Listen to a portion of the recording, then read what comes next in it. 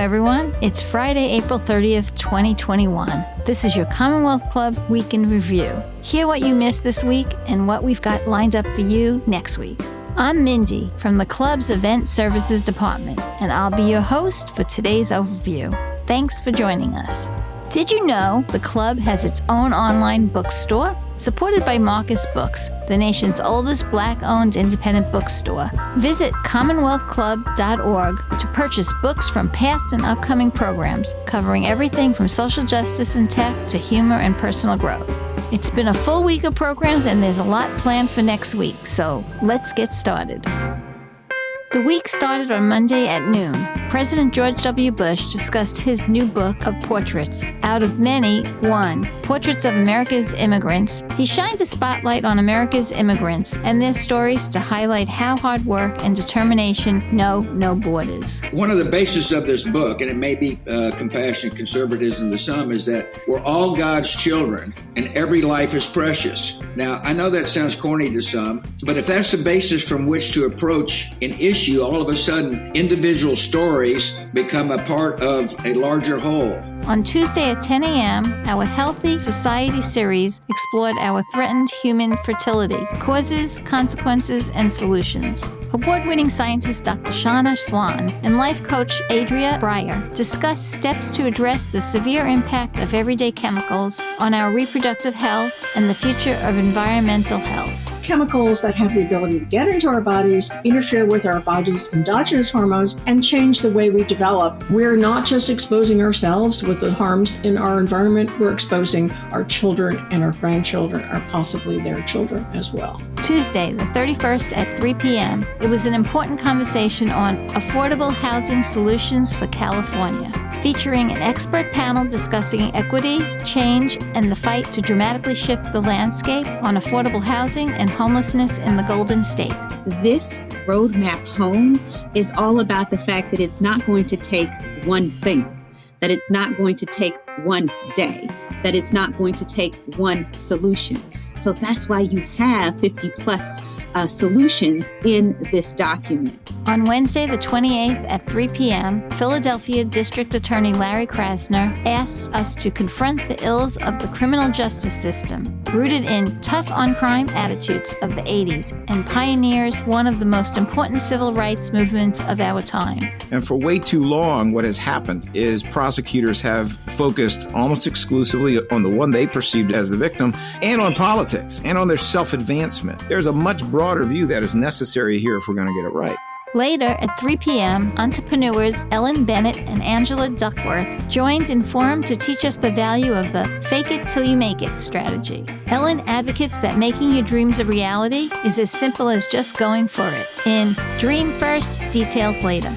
Chef, I have an apron company. I'll make you those aprons. And he was like, what are you talking about? You're a cook in my kitchen. And I said, Chef, no, I've been thinking about this and I convinced him to give me the order. He's like, okay, 40 aprons. I need them in a month. Go make it happen. On Thursday, the 29th at 10 a.m., the Middle East Forum hosted activist Fadi El Salami in conversation with journalist Jonathan Curiel on progress toward Middle East peace. If we don't have elections, I believe that the Palestinians are heading towards violence to change the political system. And that's the danger, because the violence could be redirected towards Israel, it could be redirected towards others.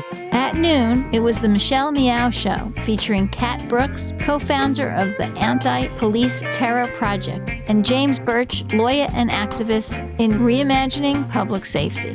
The two leaders discussed efforts to reimagine the criminal justice system amid a nationwide reckoning with racial justice. The spike in crime is happening as we are still doing things the way that we have always been doing. So actually what this spike in crime should be generating is a conversation based in metrics and data about why militarized police in a violent carceral state do not keep us any safer. Thursday evening at 4 p.m., our Asia Pacific Affairs member-led forum hosted a discussion on Making Waves, Anatomy of Micronesia's Successful Regional Collaboration. The panel shared the work of a wide-spanning partnership with the goal to reduce human impact that imperils reefs, coastlines, and mountains. Micronesia doesn't have all of the resources we need to protect our islands, but because of the innovative ways we've come together to solve these problems, we've actually gotten the international community to be interested in supporting here in the islands. The week ended on Friday at noon with a panel of educators and students. They shared personal stories and efforts to advocate for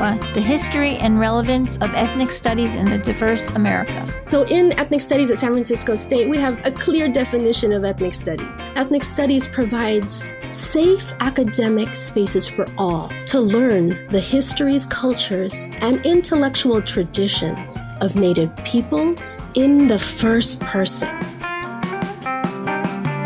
If you haven't already, please consider becoming a member of the club. Enjoy exclusive discounts and access to special events, all while knowing your contributions directly support our many public programs and civic initiatives. Here's what's lined up for next week. Starting on Tuesday, May 4th at noon, Inforum hosts a panel discussion on the harsh realities that people of color face in entertainment, along with steps being taken towards industry-wide changes meant to increase representation. Beyond the Screen, Race and Diversity in Hollywood. Tuesday afternoon at 3 p.m., the Medicine Member-led forum hosts Dr. Lehman B. McHenry. He discusses the distortion of truth by financial interests in The Illusion of Evidence-Based Medicine, Distorted Science in the Age of Big Pharma. Moving to Wednesday, May 5th at noon, it's a conversation with Cindy McCain, moderated by Dan Ashley. She shares challenges and successes in her life and how her husband, Senator John McCain, inspired her to fight for family, honor, and country. Later at 6 p.m., Inforum hosts Anna Sale. She invites people to talk openly about uncomfortable topics, such as tricky financial situations and failing relationships, in a larger effort to foster solidarity and connection with one another. Let's talk about hard things with Anna Sale. On Thursday the 6th at 9:30 a.m., the Middle East Forum welcomes back Dr. Banafsheh Kanoush and Robert Rosenthal, who will be moderating. The two will talk about Iran's attempts in expanding regional influence and squandered opportunities to engage with the country in Iran's regional dynamics in the Near East, a piecemeal approach. The programming week ends on Thursday at 5 p.m. with Alicia Garza, Hala Hijazi, and John Osaki exploring how to change the narratives about critical issues in the deeper layers of race relations. This conversation, Walk the Walk and Talk the Talk, a deep dive into race relations, will answer what it means to stand together and how to preach beyond the choir to create impact. So don't miss it. When you share social media posts of a Commonwealth Club video, audio, podcast, or upcoming program, you help introduce others in your social media network to the work the Commonwealth Club does. It's a great way to show that you're in the know about the latest trends, speakers, and thought leaders of the day. Thanks again for your support and for listening. We'll have another week in review for you next Friday.